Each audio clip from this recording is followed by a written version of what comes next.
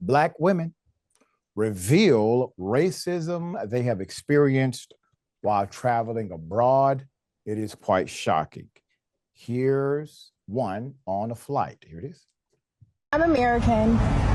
Yeah, but so you're Afro-American. Yeah, I mean, I'm African American, but like my people have been in America for like centuries. Hundreds of years. Yeah. You were originally from Africa. I mean, we're all originally from Africa. That's debatable. But so where do you trace your roots to? What country in Africa? I don't, because I was like in America, and my grandmother and my great-grandmother and my great-great-grandmother. So like, I don't think we have the documentation, because like the slave trade sort of ruined that. Weird, okay. But yeah, we've been in America for hundreds of years, many generations. It's very sad that people feel as if they have to respond to these things. And it's also very telling of the times that individuals will come and approach individuals and ask questions like that, or just make assumptions, rather than understanding that we all actually came from the same place. No matter what you believe, no matter how you believe, we factually come from the same thing.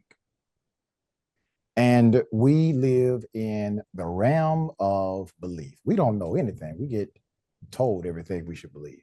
You don't know. The only thing that you know are things that you know in your heart through experience.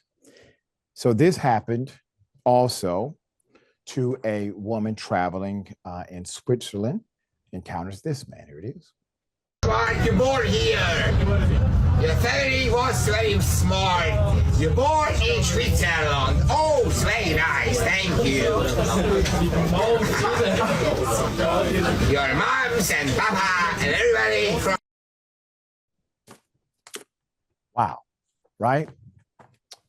And then this happened while a vlogger was traveling to France.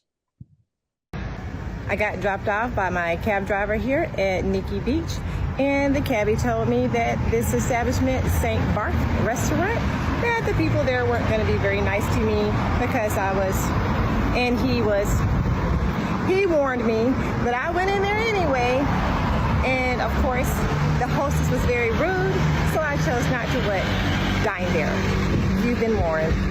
St. Barth. Wow. Put it up for a mass.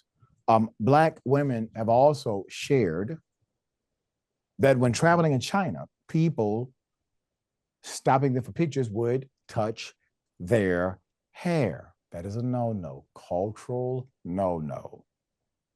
All right. Shane Akandi of Essence interviewed other Black content creators and asked why and where they experience the most racism when traveling abroad. She wrote, I plan on staying on the island of Tenerife in Spain to learn about the region's wine culture for a few publications. She's getting the scenery. She's absorbing the culture. Unfortunately, the amount of racism that I faced on that island made my job impossible, and it started to affect my mental health. So I decided to leave my assignment early. From being denied entry into multiple establishments to being called the N-word on local online forums, I ranted about what I experienced to my followers. As I shared and packed my luggage, a common question arose in the chat. What should Black women know about realities of navigating racism abroad? While your experience as a Black woman can vary from place to place, there are a few destinations where it's almost expected that we will be treated less than ideal. While there are some countries where multiple Black creators shared horror stories like Morocco and Italy, it's important to know how certain kinds of destinations might be intersectionally harmful to Black women abroad. Along with the ongoing conflict with Palestine and a history of discrimination against Ethiopian immigrants, the intersection of anti-Blackness and Islamophobia shows up in destinations like Israel. Dowd, whose first name is Arabic, was forced to prove that she was not Muslim in order to leave the country. Quote, "What holidays do you celebrate?" She recounted the immigration officers asking, quote, "What are your parents' names? What languages are spoken in your home? Where did you grow up?" And then every Black person goes through the extra security line anyway. Okay. Ariana S. shared her multiple experiences with colorism in destinations like South Africa, the UK, and the Dominican Republic. She, as a dark-skinned Black woman, she says she was denied service, forced off of buses, and accused of stealing in stores, all while watching white and lighter-skinned people receive the basic human decency that she too deserves. I'd like to add another country to this, Russia. I spent a little over 4 months in Moscow and St. Petersburg for my graduate school study abroad program.